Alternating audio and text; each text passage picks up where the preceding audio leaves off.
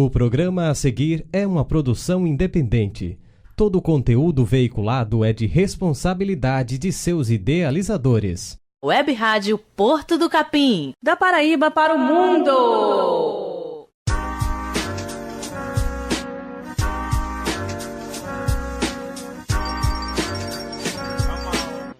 Programa Negrícia, a voz negra ecoando no mundo virtual.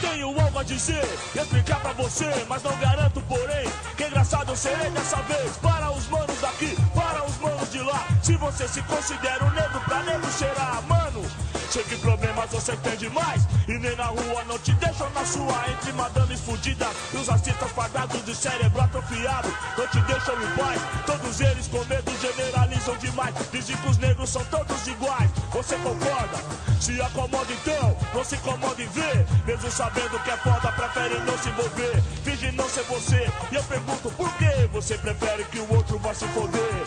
Não quero ser um Mandela, apenas dar um exemplo. Não sei se você me entende, mas eu lamento que irmãos convivam com isso naturalmente. Não proponho ódio, porém acho incrível que o nosso compromisso já esteja nesse nível mais racionais, existente no que guarda dinamicamente. Mantém nossa honra viva, sabedoria de rua, o rap mais expressiva. A juventude negra agora tem a voz ativa.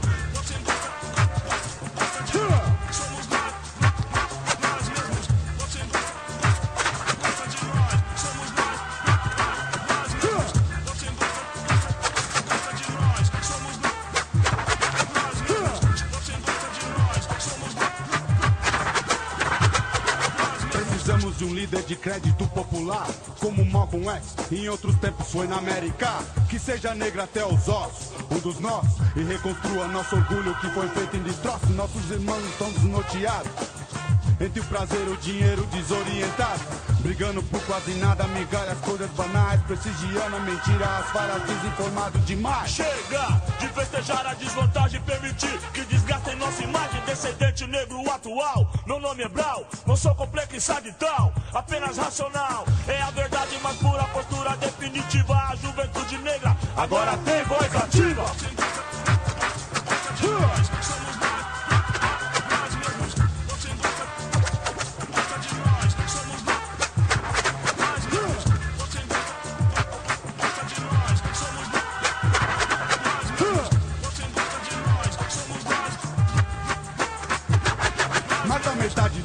É negra e se esquece que tem acesso apenas ao resto que ele oferece. Tão pouco para tanta gente.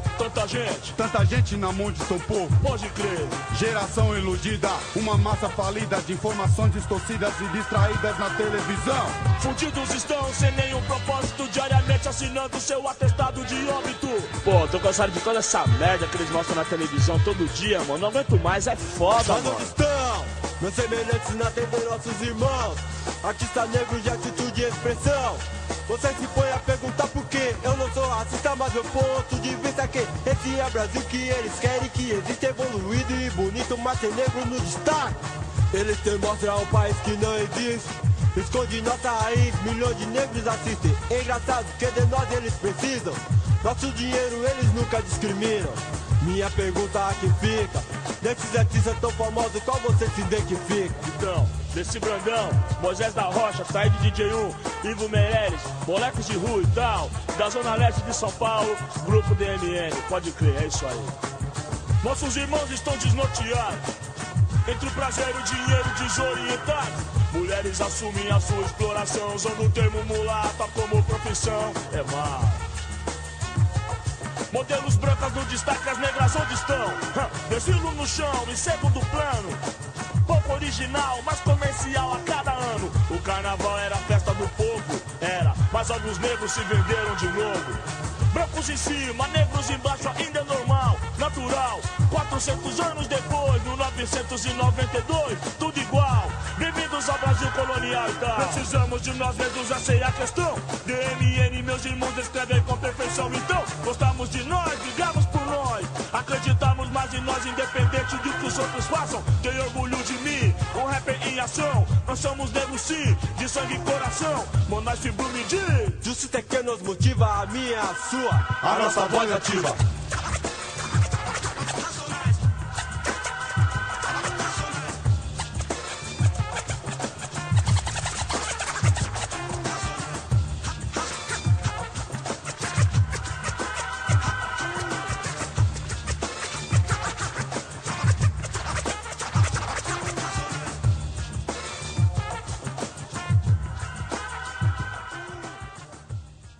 Olá, sou André Gisele e está entrando no ar o programa Negrícia, a voz negra ecoando no mundo virtual. Nosso objetivo enquanto programa Ação, no espaço da Web Rádio, é discutir, valorizar e dialogar sobre temas importantes para a população na sua totalidade e especificamente para a população negra, nosso referencial de identidade, cultura e conhecimento. Esta é a edição de número 5, com o apoio da Web Rádio Porto do Capim e da Turbanteira, loja virtual que atende por esse nome nas redes sociais como página do Facebook, Instagram e Twitter. No programa de hoje vamos falar sobre o negro na arte, expressões ancestrais da população negra como forma de resistência e territórios negros. Teremos a fala do cineasta e pesquisador mineiro, doutor em Ciências da Comunicação pela Escola de Comunicações e Artes da Universidade de São Paulo, fez doutorado no Departamento de Rádio, TV e Cinema e no Departamento de Antropologia da Universidade do Texas, em Austin, nos Estados Unidos, o Joelzito Araújo. Também teremos a fala do escritor, produtor cultural, poeta, professor de literatura e redação João Saulo do Monte. Ele mora na cidade de Pilar, aqui no estado da Paraíba. Faz um trabalho excepcional com seus alunos no Instituto O Pequeno Sábio. E além de tudo isso, ele vem à noite para João Pessoa, porque está na reta final do seu curso de letras. Daqui uns dias ele apresenta seu TCC. As falas de hoje são de pessoas atuantes em suas áreas, onde a valorização e projeção da cultura negra são o centro. Mande seus questionamentos, dúvidas, sugestões de matérias ou inquietações sobre a temática negra pelo Facebook, na página Negrícia, programa de rádio. Vamos ouvir agora a fala de João Saulo do Monte, contando sua trajetória e falando sobre representatividade do negro na cultura popular. Programa Negrícia. Preta sou, preto és, preto somos.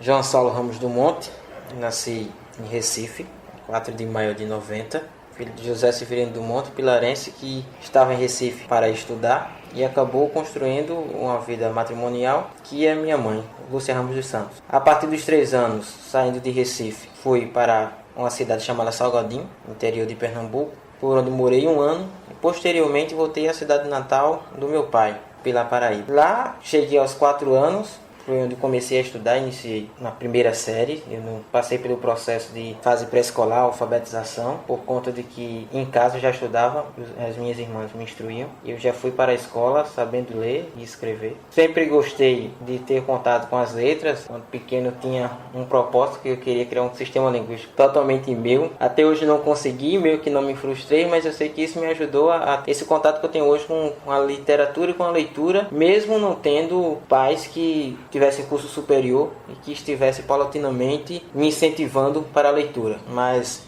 sempre me colocaram para a escola, incentivavam a estudar, mas não contavam histórias, a não ser as histórias que naturalmente eu ouvia contar, em detrimento da necessidade comunicacional dentro de casa. Mas não tinha aquele cuidado totalmente voltado para criar um filho leitor literário, principalmente. Isso daí eu fui adquirindo com o passar do tempo e até meio que de forma imperceptível. Quando, uma vez, ao abrir um dos livros do meu irmão mais velho, Jonas, sem que ele percebesse, ele estudava em um período diferente, eu já fazia o ensino fundamental 2, e eu tive contato com a poesia de Augusto dos Anjos. Nunca tinha lido algo que eu soubesse identificar como poema. E eu gostei, embora não entendesse nada, mas eu gostei porque quando estava na fase de aquisição, principalmente a capacidade de ler e escrever, eu gostava de ler trechos textuais que tivessem palavras difíceis. E Augusto dos Anjos, em detrimento do vocábulo científico, tem várias palavras que é difícil de ler em primeiro momento sem errar, sem tropeçar nas sílabas. E o meu primeiro contato com a poesia foi esse: ler de forma mecânica, decodificar com o intuito de pronunciar as palavras com perfeição, visando ser um leitor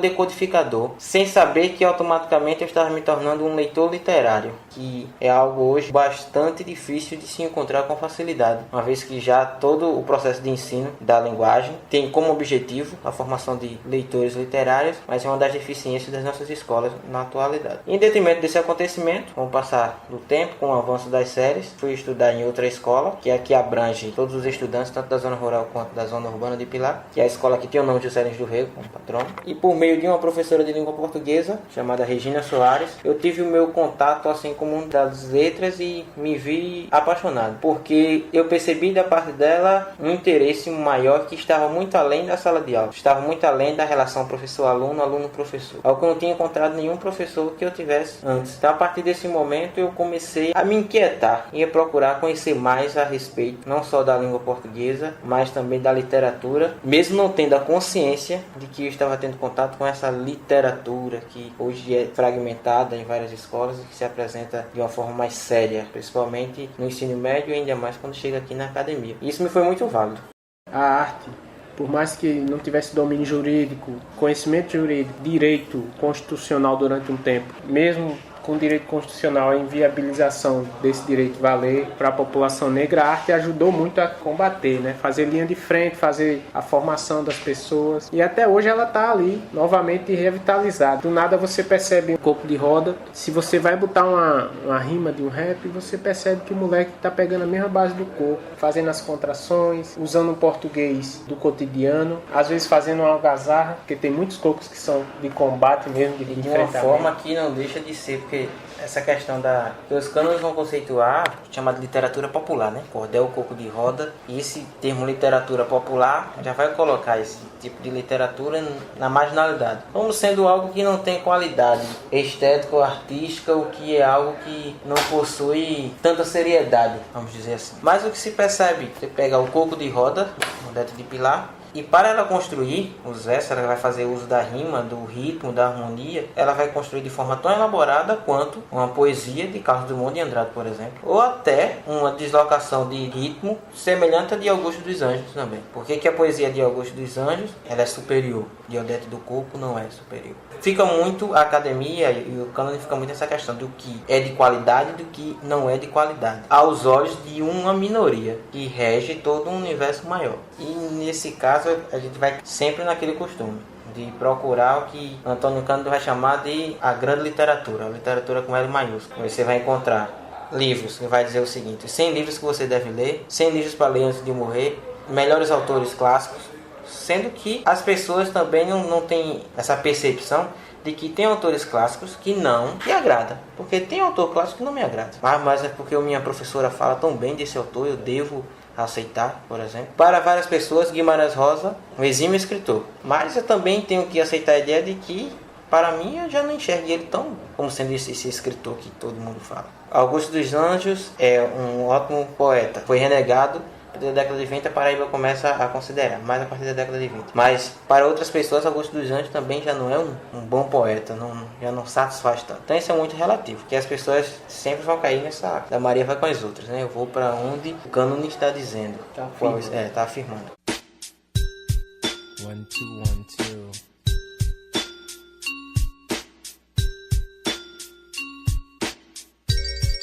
Você está ouvindo o programa Negrícia. 1, 2, 1, 2.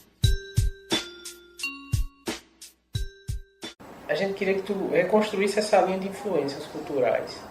Onde é que apareceu a questão da população negra, ou a presença, né, do negro nessa influência literária que começou depois desse momento da escola, da didática, da prática pedagógica e João, desse encontro com Augusto dos Anjos nos livros do irmão? Onde é que você conseguiu perceber, opa, aqui também me encontro negro e eu vejo a presença ou vejo a ausência? Isso começou por meio do contato, da própria realidade na qual eu estava inserida, através principalmente do que era passado por meio da oralidade, pelas minhas tias, pelas pessoas da comunidade em que eu resido, que faziam alusão, principalmente a uma mulher que respondia por Dona Maria, mas que era conhecido por todos por Chibata Preta, porque assemelhavam a chibata, né, a chibata de cavalo, por ser magrinha e preta, e ficou conhecido como Chibata Preta. E toda essa influência que agora reverbera de diferentes tons, a princípio por mim não era detectado como sendo, porque quando criança eu não tinha essa percepção, essa consciência política e social do negro em sociedade. Isso daí eu fui adquirindo de forma, através do contato dia a dia, através de tropeços na vida, através de encontro com pessoas e situações que me colocavam em uma posição diferente da qual para eles não deveria estar. Então, a partir desses tropeços, desses choques, eu fui tendo a percepção de que eu era negro e para essas pessoas um negro não deveria estar onde está. A partir de episódios até tristes de quando se enxerga em você um ladrão. Não me querem aqui por conta de um fator social, um fator racial, por algo que é motivado pela cor de pele. Quando eu trabalhava há cerca de 4 anos atrás, eu trabalhava no Hospital Regional de Itabaiana e eu desempenhava a função de higienizador. E ao higienizar um dos repousos médicos, eu estava sozinho, não tinha a supervisora da higienização, também não se encontrava, e a higienização precisava ser feita, a primeira higienização do dia. Mas uma das médicas disse: você não pode fazer a higienização agora não, por causa dos nossos pertences. Então isso me colocou em um momento de reflexão acerca da situação em qual eu me encontrava e de que forma as pessoas me enxergavam. Então, a partir de todos esses embates, de todos esses choques que não foram poucos... Só uma dúvida, João.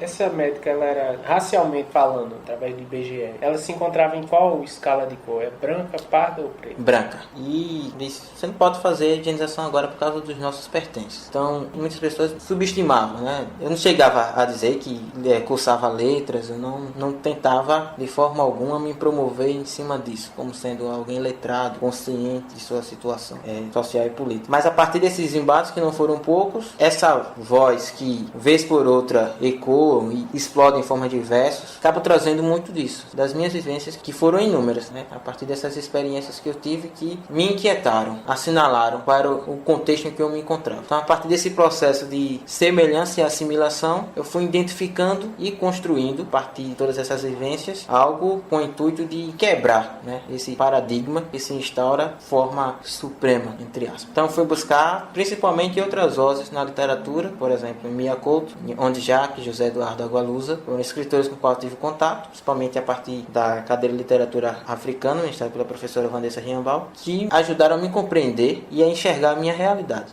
No primeiro momento foi sobretaxado e tu era apenas um estudante. O problema racial, o racismo veio através de uma companheira de trabalho, porque a médica era sua companheira de trabalho, e disse que você não era confiável. Ele veio nesse segundo momento dizer que você era um escritorzinho, estava falando mal da quadrilha de Pilar, da cultura pilarense. Hoje, depois de toda essa visibilidade, ainda contra barreiras, como é que tu tem visto isso? Como é que está essa aceitação dessa voz que nega que a cultura de Pilar retorna? Assim? Como é que tu tem visto com essa visibilidade, com esses apoios? Assim? Como é que está hoje? Grande número das barreiras, eu creio que 80% dela, principalmente no âmbito literário, artístico, cultural, eu construí de forma automática quando mantinha um blog e o ciclo dessas existências, no meio do qual eu manifestava opiniões, no meio de artigos e crônicas, né?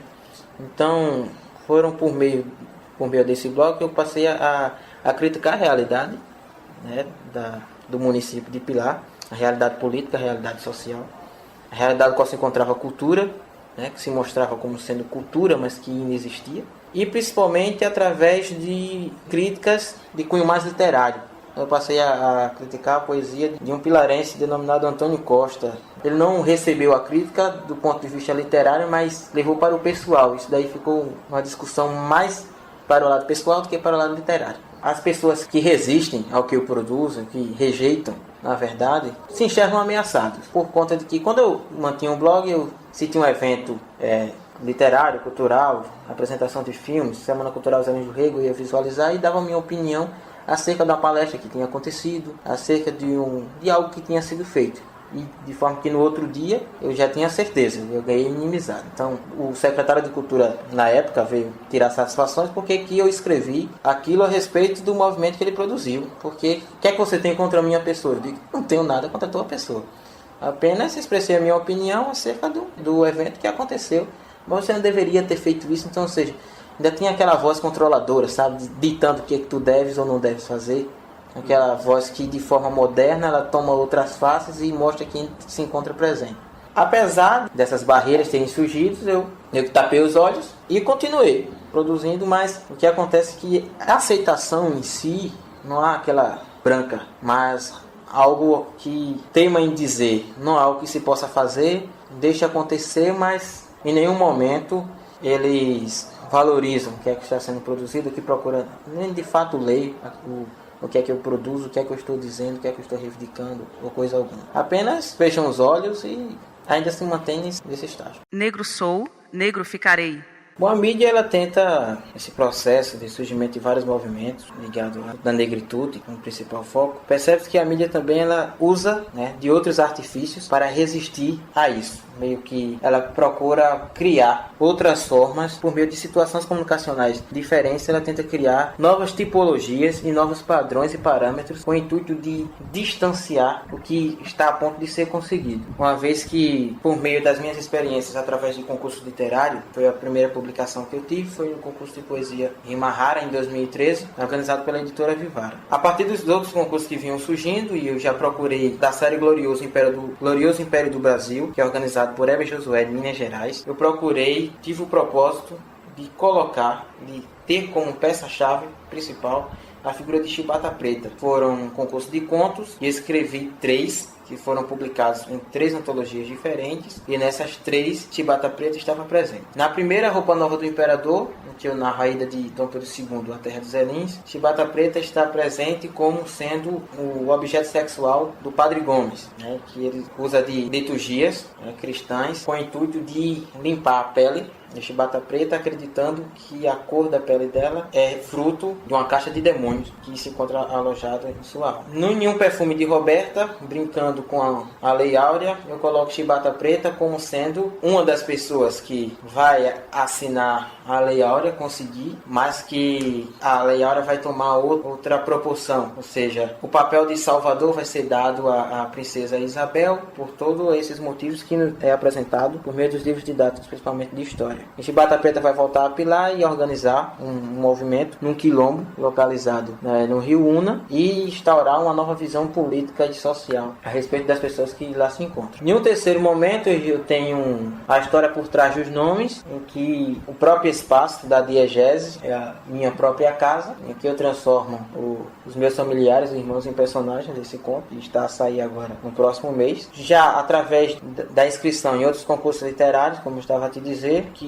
enxergo que há essa resistência quando se tem uma produção que prega valores de origem negra, que tem o intuito de reivindicar esse espaço negro na sociedade, porque os poemas eles não passam da primeira avaliação, porque é como se já estivesse taxado de que eu devo tratar, para quem eu devo escrever e para que eu devo escrever. Aquele poema que soa como reivindicativo, como um Desmoldado, por exemplo, aquele poema que surge como um texto que foi apresentado na quadrilha Coronel José Lins, eu sei que ele mas ele vai ser rejeitado, porque daí começa a castrar, a selecionar o que é que chega e da forma que chega. Embora muitas conquistas foram alcançadas, principalmente, torno a mencionar, por meio de escritores de origem africana, temos Onde Jaque, que mora no Rio de Janeiro, ganhou o prêmio Jabuti, ganhou o prêmio Camões recentemente, José Eduardo Agualusa, que também dispõe de um espaço enorme na literatura nacional, uma vez que ele transita entre vários espaços. A literatura dele já não é tida mais como uma literatura africana, mas uma literatura de múltiplos lugares. Enquanto a de Onde Jaque é aquela literatura tipicamente africana, a literatura de Angola, a exemplo da literatura de Mia Couto, que nunca saiu de Beira, em Moçambique, José Eduardo Agualusa já dispõe de espaços maiores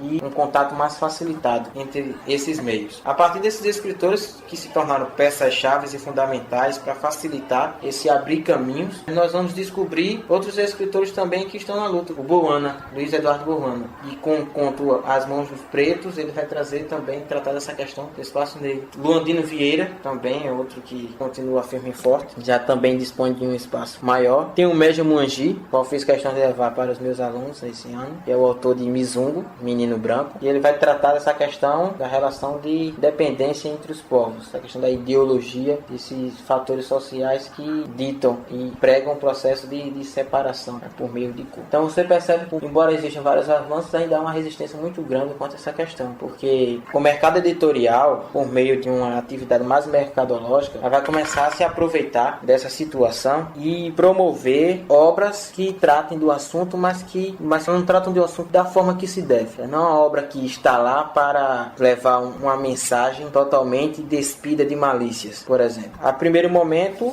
que se percebe é que é uma obra que está para ser vendida no maior número possível. E para isso vão se valer de uma temática, de algo que está no momento se efetivando, acontecendo. A questão da literatura africana, você vai encontrar várias pessoas que vão começar vão beber em outras fontes e produzir contos com origem ou baseados em matriz africana, mas que não dispõem da qualidade nem tem o mesmo princípio e propósito que um conto de Miyakoto, por exemplo, possui, por meio dessa necessidade do mercado editorial em vender livros, valendo-se do que está no momento. Está no momento é a literatura africana, então vamos produzir livros com essa temática para vender, principalmente para as escolas, essa questão da incorporação e necessidade de se abrir caminho para a cultura negra no próprio currículo escolar, que vai muito além daquelas 3 páginas do livro de história. 1, 2, 1, 2.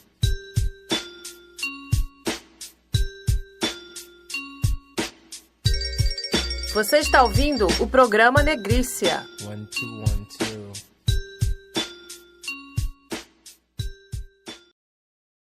Por meio de Regina Soares, que foi a professora que me cativou, me levou para o mundo das letras. E eu só tive essa percepção quando no ano seguinte, quando ela não deixou de ser minha professora por um ano, me tornei diferente. Eu já não fui aquele aluno que antes eu era. As aulas da outra professora não me inquietavam, não era a mesma coisa, eu não era aquele aluno que antes eu era, de fato. Então quando nos reencontramos depois, no ano posterior, estava a fazer a 7ª série, atual 8º ano, e por meio das dificuldades que algumas pessoas da classe apresentavam, ela me indicou para lecionar para os alunos, uma espécie de aulas de reforço, já que eles iam submeter a prova final. E nesse momento foi onde eu adquiri gosto pela docência. Hoje eu sou professor por conta desse contato. Então a partir daquele momento eu sabia que eu queria fazer letras português aqui na universidade. Não via outra coisa a não ser essa. Até hoje não vejo. Isso foi se perpetuando, foi se prolongando. No 8º ano as coisas também acontecendo, tomaram proporção maior, uma vez que no ano seguinte eu já estava ganhando um dinheiro extra. Eu cobrava por cada as aulas que eu iria ministrar acerca daquele assunto, com o intuito de livrar da dificuldade na matéria de língua portuguesa. Quando terminei o 3º ano, no ano seguinte eu já retornei para assumir as turmas de uma professora, que também já tinha sido minha professora em outra oportunidade, a Luciane Meirelles, turmas de ensino médio e ensino fundamental. Foi como se fosse um estágio antecipado, porque eu ainda não estava cursando letras. Foi uma experiência muito gratificante, porque serviu bastante para saber que de fato era aquilo que eu queria e ter a noção do que é o trabalho de professor,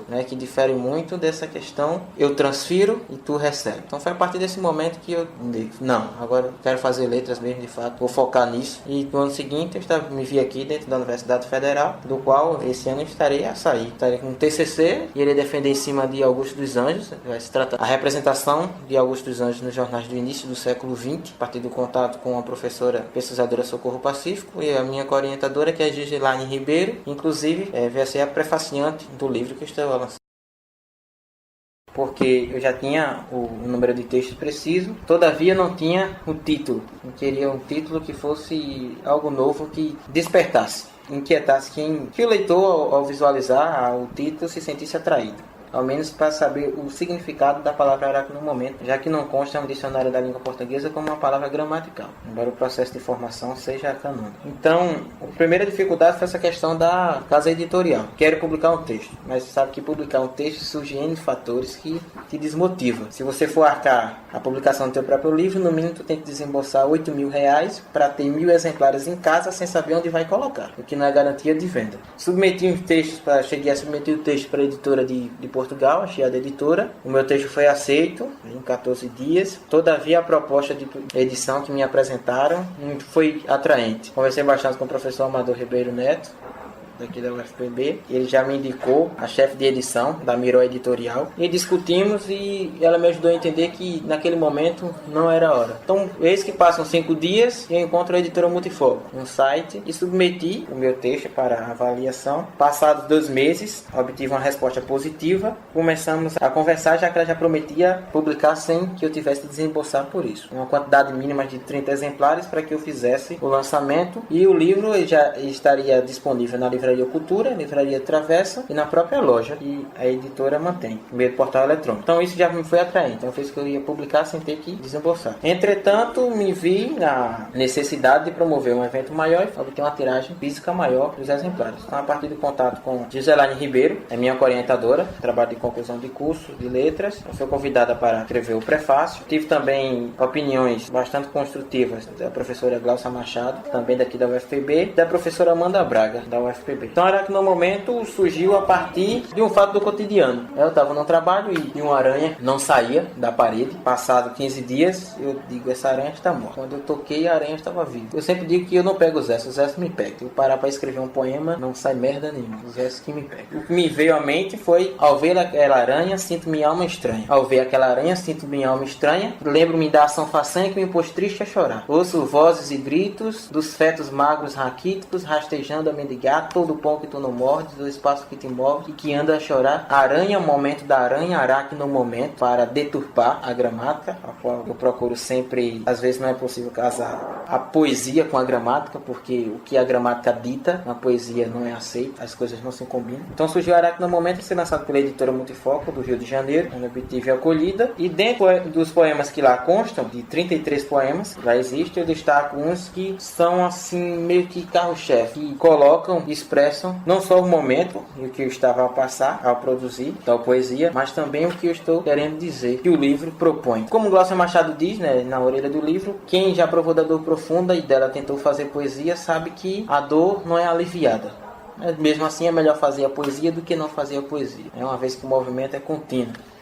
Então, encontro em Desmoldado um poema que ilustra essa necessidade de você não se aceitar como sendo um dispositivo que deve ser moldado pelo meio que tu vive. Essa ideia de o homem é produto do meio, que deve ser moldado pela sociedade em que ele vive, por vários preceitos e parâmetros. Então, Desmoldado começa assim. Ainda bem que assim como o barro, tudo pode ser moldado, pois se do contrário fosse, teria que usar a bruta força do amasso. Seja por vias telecinéticas, que em tudo muito faço, seja seguindo a crista da onda, encoberta pelo embaraço, ou fechando os olhos para os 13 e protegendo-me em um estranho quarto. A vida life muda tudo quanto nesse microespaço pode ser moldado. Eu, desses tantos quantos, me retiro, pois pouco penso e muito faço. Pelo lado do avesso, pelo lado do olho, pelo lado do tato, estou além do lado do corpo, à beira da janela do todo, assistindo à implosão do espaço, que não há, enquanto eu for espaço. O eu lírico, ele mostra essa voz reivindicativa, que enquanto ele for espaço, outros espaços não hão de surgir, uma vez que, se existirem, significará que ele passa a ainda existir. Então, essa questão de autoafirmação, você se aceitar a sua condição e procurar mudar a sua própria realidade, sem deixar de forma alguma se moldar pelo que é dito como sendo regra e padrão social. Outro poema também que mostra, já vai trabalhar essa questão do choque religioso, porque o que se enxerga também é uma deturpação, principalmente da moralidade religiosa, em detrimento da cultura religiosa africana. Há uma rejeição muito grande. O processo de demonização da África e sua religião, isso trouxe para nós consequências muito profundas. Uma vez que, se você propor trabalhar a literatura africana, consequentemente você vai encontrar lendas, matriz africana, você vai trabalhar a questão dos orixás que vão estar na literatura, você vai encontrar uma resistência porque aquilo já está assinalado. O professor vai mexer com o demônio, o professor vai fazer estudar a literatura do demônio. Então, por que essas coisas acontecem? Por que isso está posto? Que a religião africana é a religião do diabo. E a religião cristã é a religião de Deus, por exemplo. É a religião da claridade, a religião da luz. Por que a religião africana é a religião do obscuro, do fúnebre? Então surge o sincretismo. Diz o seguinte: o verbo trouxe o tempo calou a voz. O mundo ficou sombrio com a fúria do algoz, com a tristeza do neguinho que o chiclete do chão remói. Que sonha em ser criança, que o seu futuro constrói, que busca desprotegido, sem a grandeza do herói, enfrentar sozinho a quem seu passado destrói. Agora estou a ver o branco a se sujar, o mundo a empretecer, Cristo vira a Oxalá, o neguinho a entristecer, estático a tomar o sangue da guerra santa entre deuses e orixás. Principalmente as políticas voltadas para o processo de afirmação da negritude e a reivindicação, da aceitação da cultura negra, também está mesclado com vozes mais intencionadas que finge um empretecimento, com o intuito de pregar valores que não são de fato proveitosos, né, para esse processo reivindicativo e que, de certa forma, certamente não corrobora de forma alguma, do ponto de vista significativo, para a efetivação do processo de identidade negra no Brasil, uma vez que está camuflada. O que eu quero dizer é o seguinte: por meio dessa questão que veio à tona, a literatura africana, por exemplo, muita coisa também é vendida como sendo algo sem valor, só porque é para negro. Como se fosse a literatura, só porque tem a proposta de que é para negro, ela deve ser de qualquer jeito. É para negro, de qualquer jeito. Como se o negro fosse aquele ser incapacitado do ponto de vista intelectual, que não fosse capaz de assimilar uma boa literatura, tanto do ponto de vista artístico e estético, literário. Você conhece o Juntos? Junte-se à internet livre. Você acessa de graça do seu celular, do tablet ou do computador. E o Juntos também é uma comunidade, onde pessoas de toda a Paraíba se encontram. Para participar do Juntos, basta fazer um cadastro. Participe, é de graça. O estandarte foi erguido, cá as cores da negra arte, ao som do vento e do tambor, do zumbido esplendoroso que faz o ouvido unir. É um som que dança na mente, como atabaque tocando o baque da casa grande incendiada, da alva senhora envenenada, da velha senzala a ruir. O impacto, como o explodir de uma bomba, eu senti ao beijar os teus pés, ó Calunga.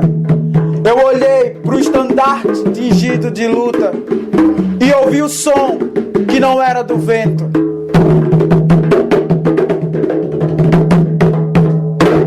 Mas do clamor de guerra, de zumbi.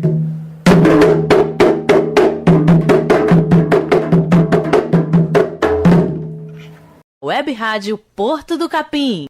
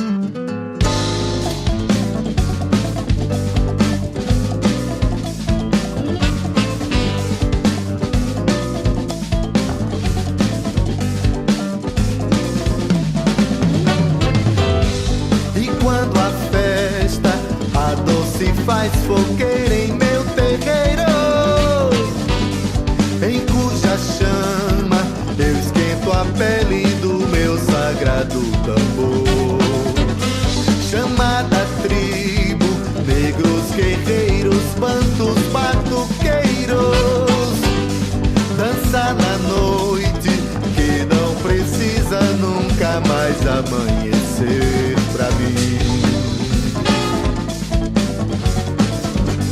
E quando a festa, a doce faz fogueira em meu terreiro, em cuja chama eu esquento a pele do meu sagrado tambor.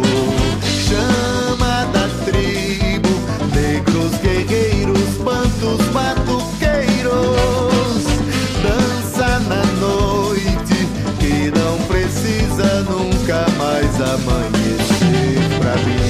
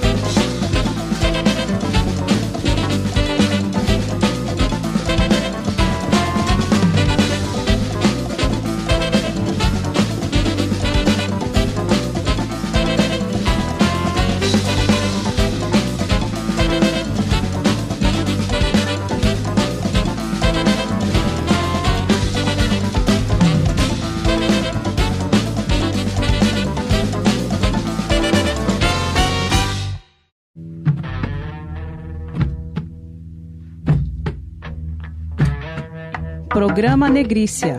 Negro sou, negro ficarei.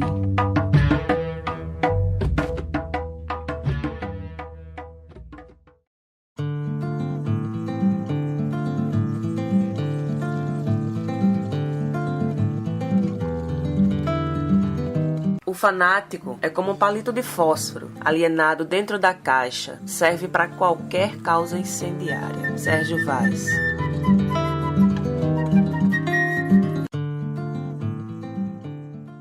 Voltamos com o programa Negrícia. E o tema de hoje é o negro na arte, expressões ancestrais da população negra como forma de resistência e territórios negros. Vamos continuar ouvindo João Saulo Dumont falando sobre sua trajetória como agente social transformador.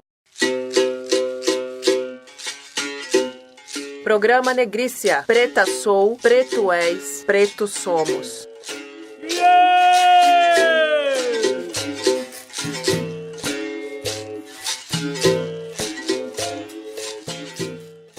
Agradecer pelo espaço, né?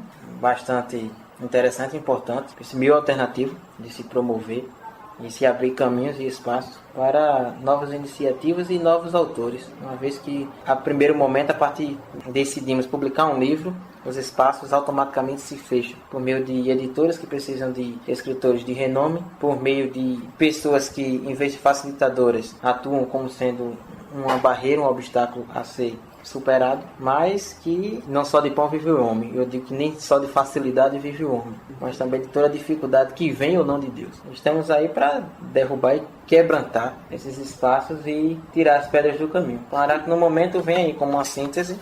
Araque no Momento, João Saulo Dumont, com prefácio de Giselaine Ribeiro Andrade e opiniões de Glaucia Machado e Amanda Braga. Prazerzão, João. Obrigadão mesmo aí. E tamo junto.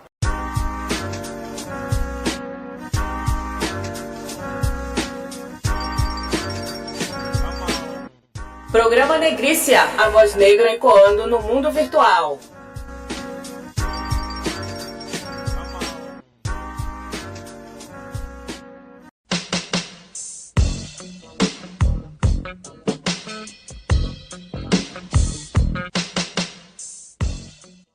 Jorginho. Jorginho ainda não nasceu. Tá escondido, com medo, no ventre da mãe. Quando chegar, não vai encontrar pai, que saiu para trabalhar e nunca mais voltou para jantar. No barraco em que vai morar cabem 2, mas é com 10 que vai ficar. Sem ter o que mastigar, nem leite para beber, vai ter a barriga inchada, mas sem nada para cagar. Não vai para a escola, não vai ler nem escrever, vai cheirar cola, pedir esmola para sobreviver. Não vai ter sossego, não vai brincar, não vai ter emprego, vai camelar. Menor carente vai ser infrator, com voto de louvor, delinquente. Não vai ter Páscoa, não vai ter Natal.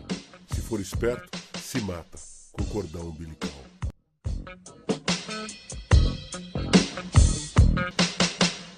Web Rádio Porto do Capim. Da Paraíba para o mundo. Negrícia, negro sou, negro ficarei, ficarei, ficarei, ficarei.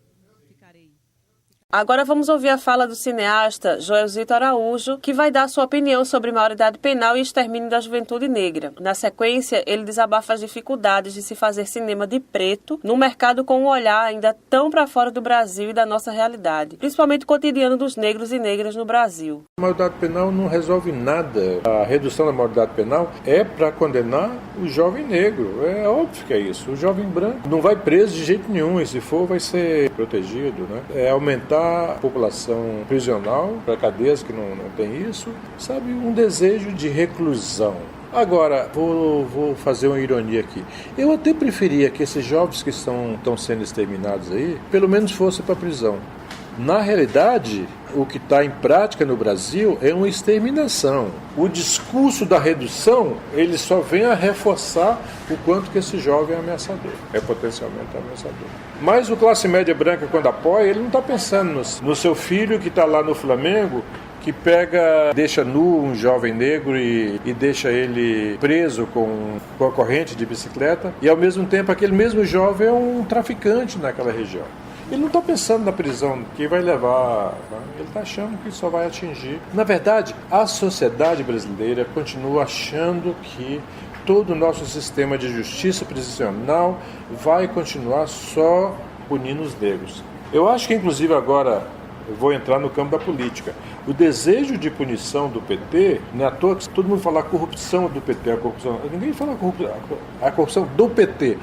Nós queremos acabar com a corrupção do PT.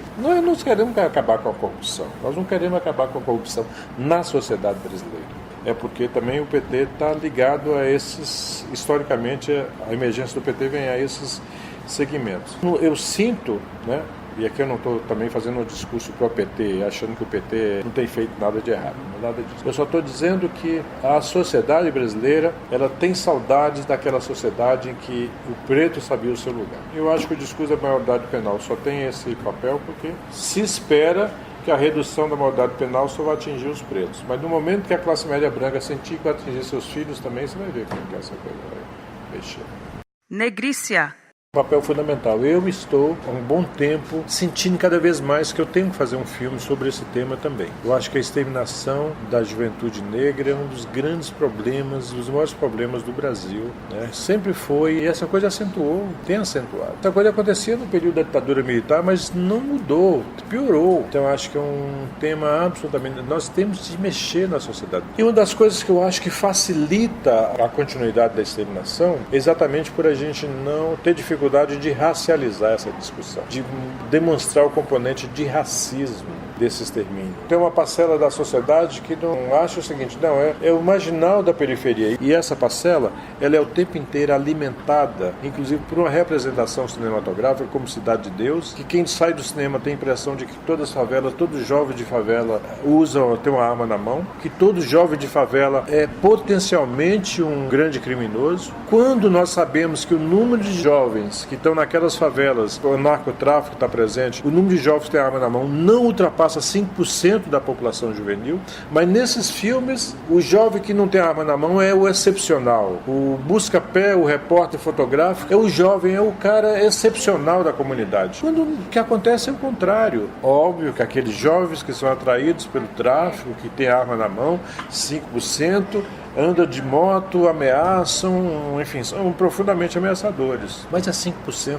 E esses filmes, a representação deles te dá a impressão de que essas comunidades é um antro de formação de marginal, portanto, tem que ser exterminado. O que facilita com que qualquer policial que extermina um jovem negro diz que foi autodefesa. Quer dizer, quando nós sabemos que não, que é parte de uma educação desses policiais voltada para a exterminação da população de jovem negro, que está de acordo com a ideologia do brancamento, sabe? Está de acordo. Quanto mais a gente acabar com esse povinho, melhor é para o país. Quem merece sobreviver é a classe média branca, a elite e a classe média branca. Então, acho acho que esse é o grande tema que a gente tem que fazer N filmes. Eu tenho que fazer filme, vocês têm que fazer filme e documentários sobre isso, sabe? A gente tem que sacudir a sociedade para descontaminá-las desse conjunto de obras que reforçaram isso. Tropa de Elite 1, não Tropa de Elite 2, mas Tropa de Elite 1, Cidade de Deus e tantos outros filmes que reforçam essa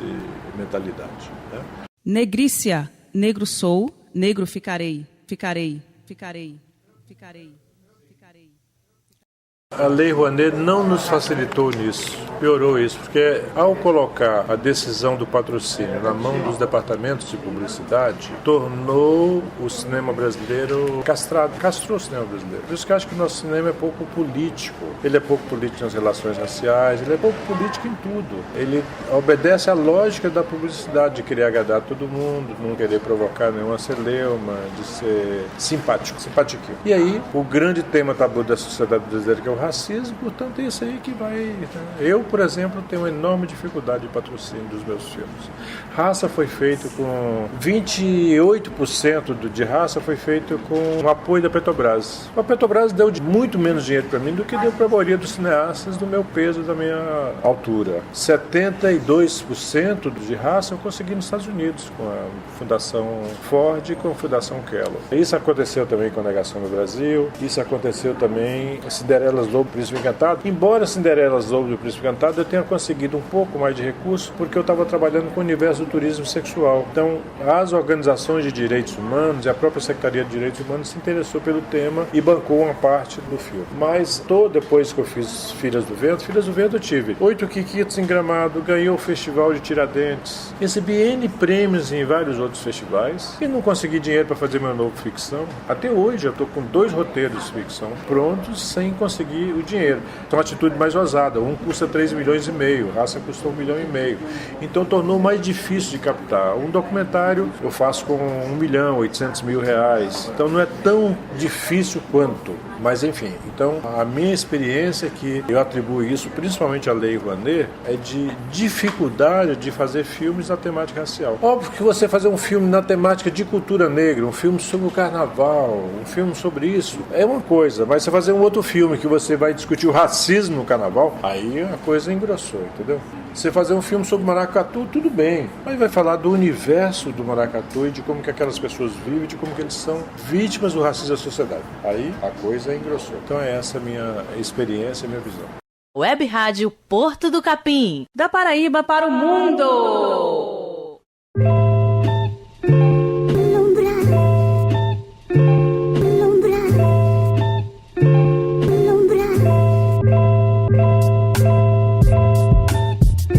Eu tenho as cores de África em mim, todas as cores de África, as cores todas em mim, África, em minhas cores, Africores, Dona Gisele.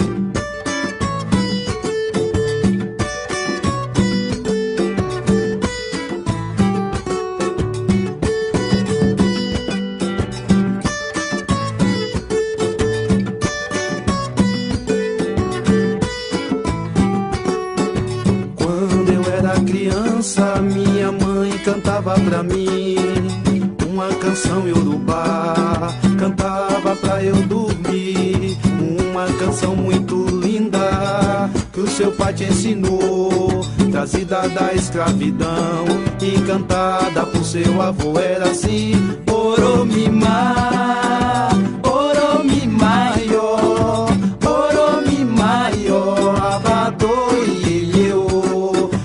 Oromimá, Oromimaió, Oromimaió, Abadô e eu.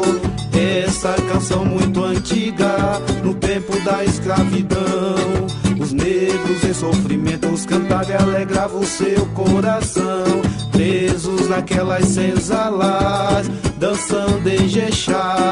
aquela canção muito linda, com os versos em Yorubá era assim: Oromimá, Oromimayo, Oromimayo, Abadô Ieyeo, e Oromimá, Oromimayo, Oromimayo, Abadô Ieyeo.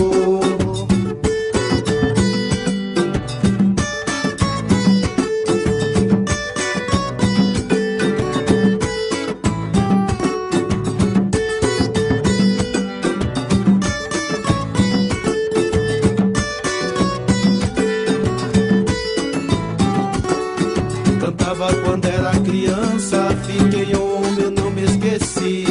Aquela canção Yorubá que não sai de dentro de mim é assim: Oromimá, Oromimayo, Oromimayo, Abadô Ieyeo, e Oromimá, Oromimayo, Oromimayo, Abadô Ieyeo.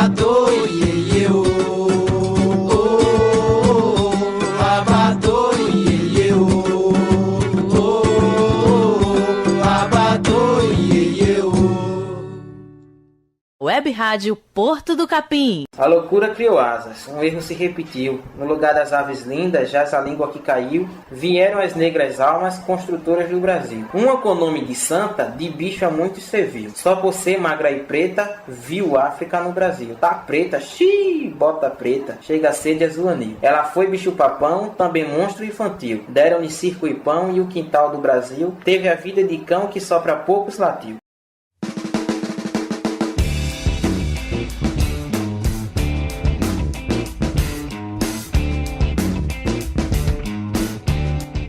Vou me despedindo desta quinta edição do programa Negrícia pela Web Rádio Porto do Capim. Se você gostou e quer dar alguma sugestão de pauta ou crítica, envie comentários na página Negrícia, programa de rádio, pelo Facebook. Até a próxima e fique agora com mais um lindo poema de preto para o povo preto. E essa música que está tocando agora é da banda paraibana Seu Pereira e Coletivo 401, com a música Batalha Diária. As músicas tocadas no programa de hoje foram África de Mim, do paraibano Adeildo Vieira, Canto pra Oxum, Oromimaó e Bantos Iguape. Beijo pra quem é de beijo, axé pra quem é de axé, salve pra quem é de salve. Ui! Guardar um trocado pra curtir um cinema, um trocado pra tomar uma cerveja gelada, um trocado pra comprar uns livros novos no sebo mundo de papel. Talvez sobre um trocado pra curar o catarro, pro cigarro no fiteiro da esquina. Talvez sobre um trocado pra parcela do futuro, beber uma coca, comer um pastel. Não que eu seja conformado, é que o mundo anda tão apressado e todo mundo sabe qual é o esquema. Se mata pela grana e tem tanta gente bacana que se perde dentro do sistema. Na esquina uma menina veio um corpo magro, igual carne de segunda-feira do mês. É a batalha diária de milhões e milhões, é guerra com a fome. E a minha batalha é pra pagar as contas de água, luz e telefone, a internet, o aluguel.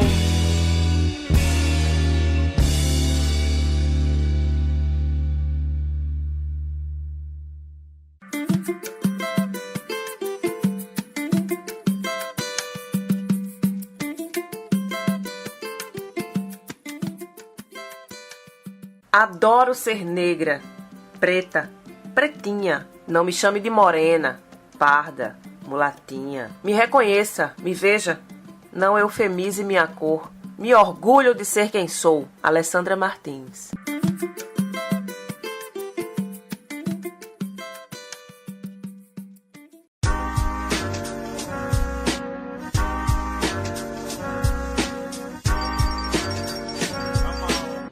Programa Negrícia, a voz negra ecoando no mundo virtual.